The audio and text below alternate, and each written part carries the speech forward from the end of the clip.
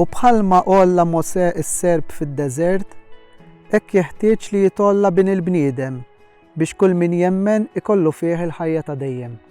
Is-silta l-għadni kif qrajt li hija moħuda bejn dialogu bejn Nikodemu u Ġesu Kristu fejn Ġesu qed jispjegalu bħalma s-serb imdendel mal-għowda huwa Ġesu Kristu iddendel fuq salib bejn sema u art li jirrappreżenta l-għaqda bejn Alla u l-bniedem. Ġesu kien l-għaqda bejn Alla u l-bniedem.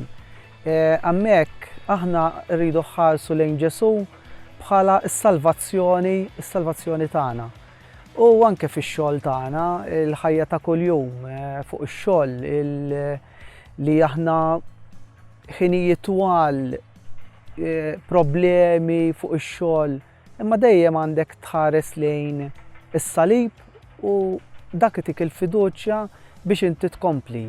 Fuq ix-xogħol jista' jkollok il-jieli twal ma torqodx, imma dejjem Ġesu tik dik il-fiduċja biex inti fil-ħajja inkomplu għaddejjin mill-problemi tagħna.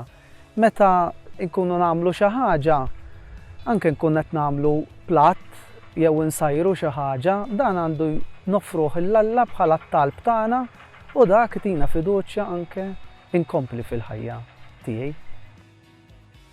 Mulej, enni nimxi warajk meta nħoss it-toqol tas-salib jafas fuqi. Enni nħares lejk imsallab meta nħossni waħdi, abbandonat u mweġġa. Enni f'dawn il-momenti nintela bit-tama, għax minn dak li għallimtna inti is-salib permezz tiegħek iwassalna għall-glorja.